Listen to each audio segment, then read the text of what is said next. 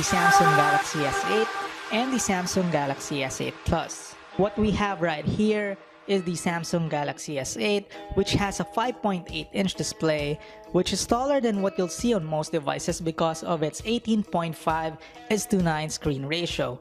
What is most impressive, however, is that Samsung managed to fit such a big display into a very compact device. The resulting phone is smaller than the iPhone 7 Plus, which is kind of a big deal considering the iPhone 7 Plus carries a 5.5-inch display compared to the S8's 5.8-inch display, which is not only taller and bigger, but also sharper than what Apple offers. And that is the genius of the Samsung Galaxy S8, because not only did the company come up with a 5.8-inch phone, it also came out with a phone that is smaller than the iPhone 7 Plus and also the Galaxy Note 7 while having a bigger screen. And as you're probably aware of, the more screen, the more space you can type on for your emails, the more space when you're watching movies, when you're playing video games, and given moment. Moving on to the design of the phone, the Galaxy S8 is actually a narrower and shorter version of the Note 7. It has the same dual glass design with both sides of the glass curving towards the edges. And because the back is made of glass, it also picks up fingerprints rather easily, just like the front of the phone. The AMOLED variety, so you get punchy colors, very deep blacks, and excellent contrast and saturation levels watching a YouTube music video. The physical keys on the front have been removed, replaced with on-screen buttons which cut down the bezels on the top and bottom of the device. Up front, you have an 8-megapixel camera and an iris scanner which Samsung debuted on the Galaxy Note 7. The iris scanner works great, it's fast, accurate, and reliable, and we actually found ourselves using it more than the fingerprint reader on the back.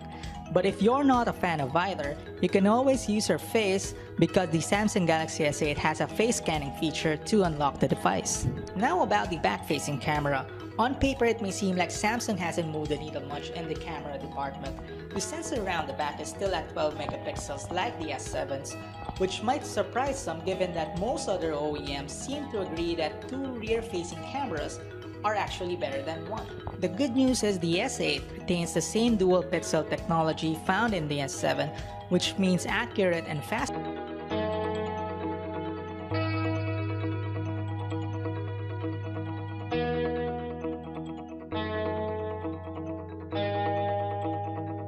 Depending on where you get the phone from, this phone sports Qualcomm's new Snapdragon 835 processor or Samsung's own 8895 chipset. Regardless, that chipset is paired with 4 gigs of RAM and 64 gigs of internal and expandable storage, which is double than what you get from last year's model. Neither the choice of processor or memory configuration should be an issue though. The 10nm process for the Exynos chipset promises greater efficiency, not to mention 4 gigs of RAM is plenty enough for multitasking. Trouble with whatever task we attempted with it. This phone is stupidly fast, faster than any Android phone we've tested, and it shows in the benchmark results. Our unit notched 165,365 points in Antutu benchmark, 6,162 points in our Geekbench multi-core testing. Battery is at 3,000 mAh on the S8 and it supports fast charging. Overall, it's tough to find fault with the S8. Where other manufacturers are messing around with the formula by introducing cosmetic changes that will have little to no effect on user experience, Samsung's newfound design sensibilities actually make a huge difference. That the S8 managed to pack a 5.8-inch screen, not to mention a lot of technology, into a mid-sized phone that's smaller than the Note 7, smaller than the iPhone 7 Plus, still blows us away. That said, if you're in the market for a new, big but not too big Android phone,